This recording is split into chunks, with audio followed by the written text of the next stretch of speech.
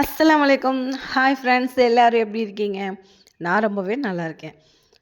இன்னைக்கு என்ன பார்க்க போகிறோம் அப்படின்னா, ஒரு சின்ன தகவல். இது யாருக்கெல்லாம் தெரிஞ்சிருக்கு, நான் இதுக்கு முன்னாடியே எனக்கு தெரியும் அப்படிங்கிறவங்களும் கமெண்ட் பண்ணுங்கள். இல்லை முறை நீங்கள் சொல்லி தான் கேள்விப்படுறேன் அப்படின்னு யாராவது இருந்தீங்கன்னா அவங்களும் கமெண்ட் பண்ணுங்கள். நானும் தெரிஞ்சுக்கிறேன். ஓகேங்களா? இது நிறைய இடங்கள்ல பார்த்துருப்பீங்க. பஸ்ஸில் ட்ராவல் பண்ணும்போது, காரில் அந்த மாதிரி.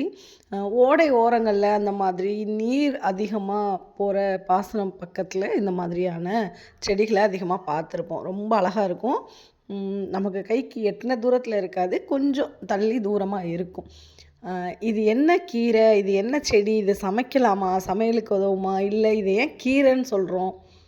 இது என்ன அப்படின்னு பார்க்கலாமா? இது என்ன அப்படின்னு பார்த்தோம் அப்படின்னா, அகத்திக்கீரை. அகத்திக்கீரை அப்படின்னா சின்ன சின்னதால இருக்கும். இது என்னம்மா பெருசு பெருசாக இருக்குது, இதை போய் அகத்திக்கீரைன்னு சொல்கிற. இது வந்து சீமை அகத்தின்னு சொல்லுவாங்க. இப்போ நம்ம அகத்திக்கீரை வீட்டில் சமையலுக்கு பயன்படுத்துவோம் இல்லையா, அதிலே இது பெரிய பெரிய இலைகளாக இருக்கும்.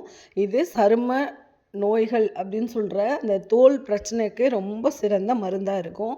இந்த இலையை எடுத்து நம்ம எண்ணெயாக ரெடி பண்ணி, அந்த எண்ணெயை வந்து தொடர்ந்து தடவிக்கிட்டு வரும்போது அந்த தோல் பிரச்சனையிலேருந்து நமக்கு ஒரு விடுதலை கிடைக்கும். இதை வந்துட்டு சமையலுக்கு உள்ளே எடுத்துக்கக்கூடாது. வெளிப்புற பூச்சுக்கு தேவைக்கு இதை எடுத்துக்கலாம். அகத்தி, அகம் தீ கீரை.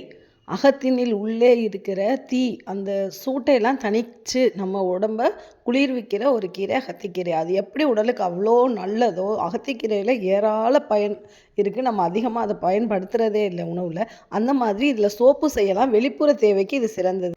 குப்பைமேனி சோப்பு எப்படி நம்மளுடைய தோல் பிரச்சனையை சரி செய்தோ, அதே மாதிரி இந்த அகத்தி சோப்பும்.